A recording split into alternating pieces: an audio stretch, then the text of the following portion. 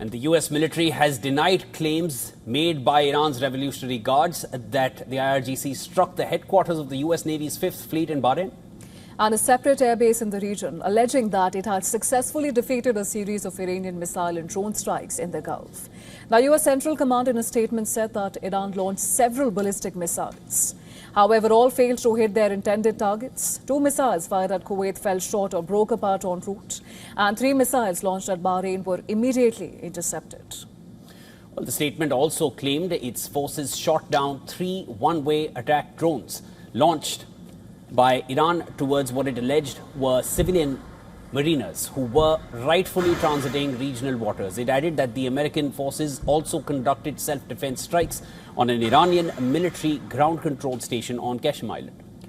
Well, Qeshm Island is located in the strategic Strait of Hormuz, the key shipping channel for Gulf oil and gas that has been largely blocked by Tehran since the start of the war with the US and Israel in late February.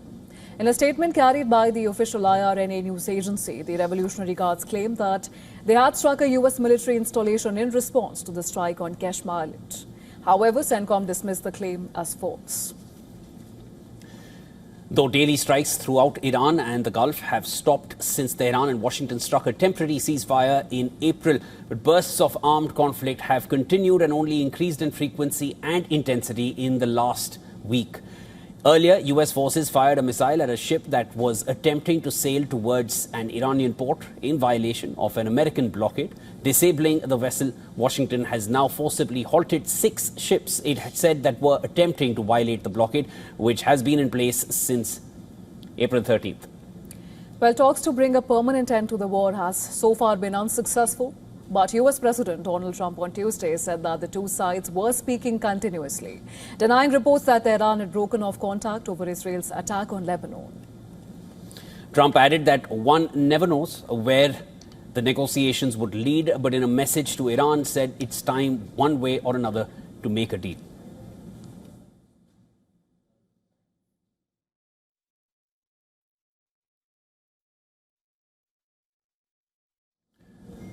All right, to discuss this further, we're now being joined by Mike Wagenheim from Washington, D.C., senior U.S. correspondent at the Jewish News Syndicate. Mike, always a pleasure. Thanks so much for making time. To start right off, frequency of intensity and the intensity of the strikes, they've been increasing in the last 1 week. This ceasefire was always fragile, but what we're seeing in the past since the 25th of May, it's been increasing. Strikes and then the retaliation, whichever way you'd like to see it. Is a resumption of full hostilities imminent?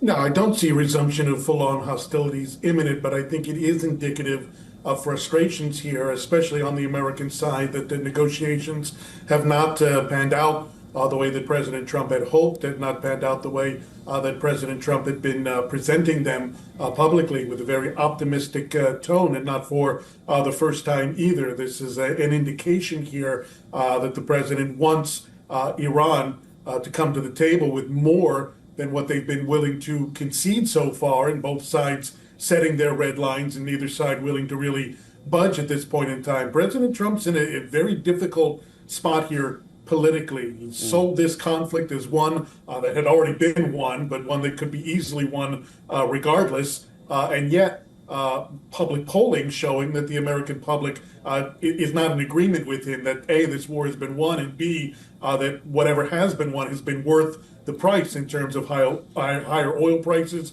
in terms of involvement in foreign conflicts. And therefore, he's got to come out of this with some face-saving measure at this point in time. And so the American lashing out here at the Iranians, not surprising. It's a pressure tactic to try to get them back to the table here and move forward the process of trying to bring about a conclusion to this war.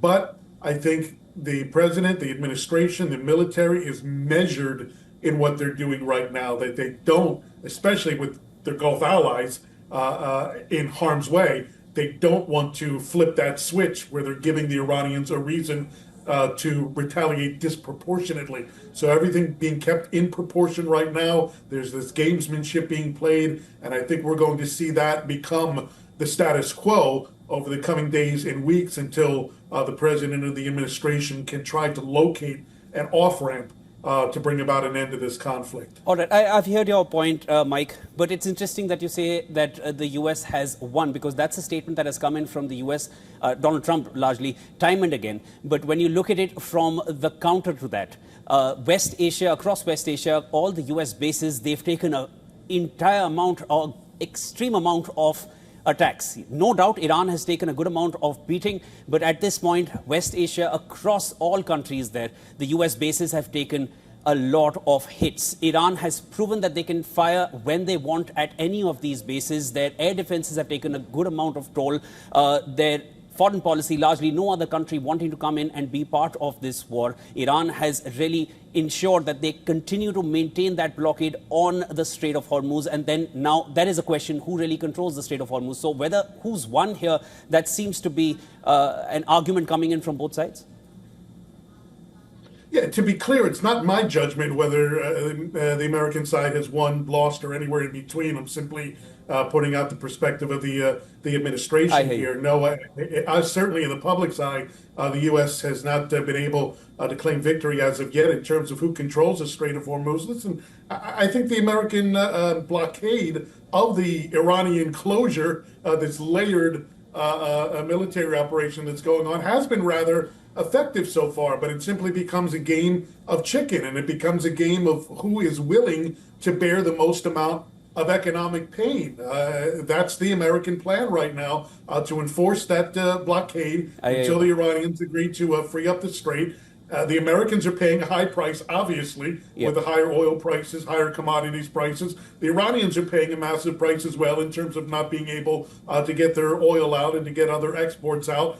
But again, it comes down to who is willing to bear the most amount of pain. You mentioned on top of it, the Gulf allies have borne the brunt of this war. I mean, the UAE has been attacked more than Israel has by Tehran so far. And so we're seeing that very subtle public pressure. A lot of it has come privately. But publicly, it's been very subtle from Gulf allies to say, hey, we've kind of gotten out of this war what we think we're going to get out of it in terms of positive ramifications. There's not going to be regime change as many had hoped there would be in Tehran. In fact, the situation may have gotten worse with the leadership and its willingness to budge on certain issues. And so the Saudis of the world, the Bahrainis, the Kuwaitis, as we're seeing tonight, taking more hits, they're sending messages that, hey, we've got to find a way to wrap this thing up, because they're ultimately the ones that are paying the higher price here.